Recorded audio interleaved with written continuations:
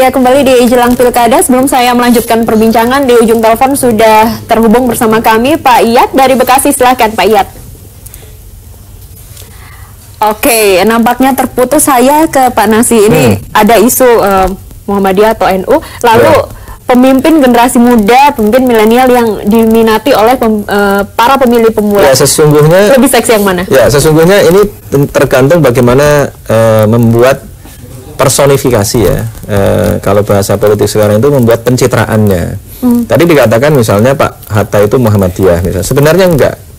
Pak Hatta ini sebenarnya orang NU sebenarnya. Cuma karena dia kuliah di ITB, kemudian bergaul dengan kalangan yang oleh kategorisasi lama itu disebut dengan modernis, maka kemudian dianggap sebagai bukan NU. Apalagi Pak Hatta kemudian menjadi Ketua Umum PAN. PAN ini dicitrakan sebagai partainya orang Muhammadiyah, padahal kan sebenarnya enggak juga. Sebenarnya PAN ini adalah partai terbuka misalnya, sama dengan PKB lah ya, yang kemudian dicitrakan sebagai partainya orang NU, padahal kan juga partai terbuka. Di situ ada orang-orang yang sebenarnya bukan NU misalnya, tapi tercitrakan seperti itu. Nah, membangun komunikasi ini penting gitu ya, sehingga mereka ini bisa diterima oleh golongan manapun. Nah, memang tadi itu komunikasi itu tidak mudah, maka kemudian biasanya mengambil langkah pragmatis. Yang diambil adalah ya karena ini banyak NU-nya maka mengambil NU. Biasanya itu pragmatis saja. Tetapi kalau menemukan orang yang memiliki kemampuan yang bisa memudahkan dia diterima oleh banyak kalangan, misalnya ya bisa. Pak Anies misalnya bisa diterima banyak kalangan misalnya. Karena jadi memang dikomunikasikan dengan sangat baik sehingga diterima oleh semua kalangan. Butuh komunikasi yang sangat baik. Kita angkat telepon, sudah ada Pak Hasan dari Kepri. Silakan Pak Hasan. Halo. Silakan Pak Hasan. Iya. Assalamualaikum. Waalaikumsalam. Assalamualaikum warahmatullahi wabarakatuh. Pak, Bu, saya asal dari Jawa Tengah. Oke, dari Jawa Tengah. Silakan Pak Hasan. Jauh sekali. Dari tahun 50-an.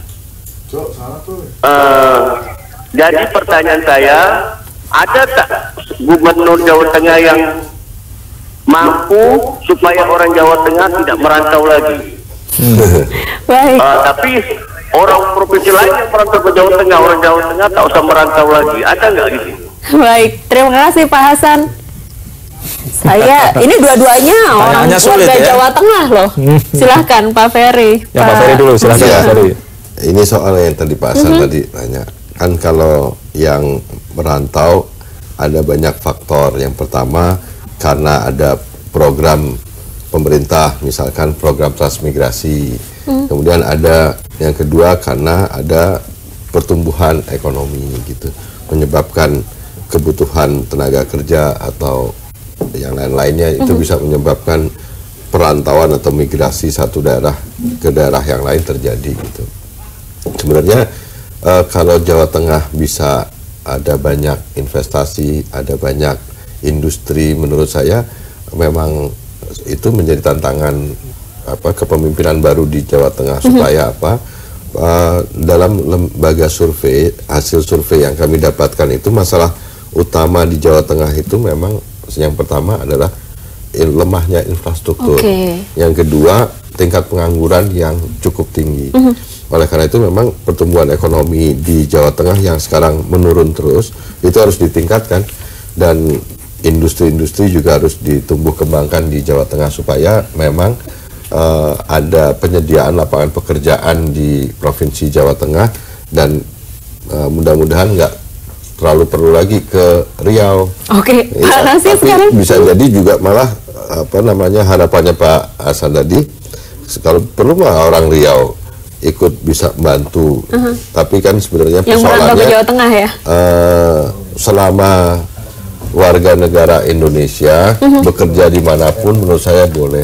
Dan sepanjang ada lapangan pekerjaan menurut saya itu harus dibantu. Yang nggak boleh itu ada tenaga kerja asing masuk ke ranah pekerjaan yang seharusnya itu bisa dilakukan oleh tenaga kerja yang berasal dari Indonesia.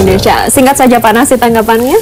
Ya, tadi soal mana? Soal kemampuan tadi ya. Apakah ada gubernur yang bisa kemampuan ya? Warga Jawa Tengah banyak ya. Banyak, tapi tadi itu ada orang yang sebenarnya mungkin bisa tapi anti politik misalnya ya. sebenarnya kemampuannya sudah oke. Nah itu kemudian masuknya jadi nggak bisa kan, mampu tapi kemudian jadi nggak bisa karena pilih jalan yang lain. Tapi tadi itu orang-orang di dalam partai tadi itu sebenarnya menjadi mudah. Karena apa? Karena untuk tadi itu untuk membuat orang tidak keluar dari Jawa Tengah misalnya, itu kan diperlukan kebijakan politik tadi seperti saya katakan. Bagaimana mereka berwirausaha misalnya di Jawa Tengah itu baik, tersupport oleh pemerintah. Kalau mereka tersupport oleh pemerintah, mereka tidak jadi orang miskin misalnya, mereka nggak perlu keluar sana gitu. Nah, yang demikian itu adalah pemimpin yang mampu untuk mengkomunikasikan kebijakan-kebijakan politik yang pro rakyat dengan apa? Dengan partai pendukungnya, dengan partai-partai yang menjadi oposisinya gitu.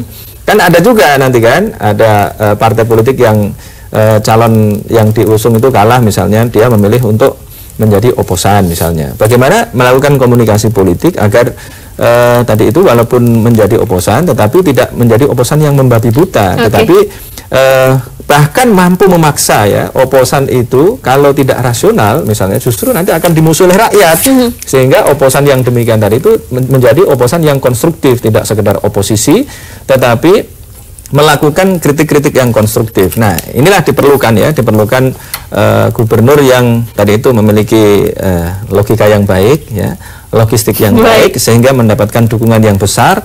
Nah kalau sudah demikian itu maka tadi itu kebijakan-kebijakan politiknya akan pro kepada rakyat dan akan membuat mereka tidak perlu transmigrasi walaupun jumlah penduduk di Jawa Tengah itu sangat besar. Terima kasih Pak Nasih, terima kasih Pak Ferry. Kita tentu saja semuanya menunggu bagaimana keseruan kontestasi Pilkada Jawa Tengah. Dan pemirsa, inilah akhir dari jelang Pilkada kali ini. Saya Ayu Wardani pamit, terima kasih, sampai jumpa.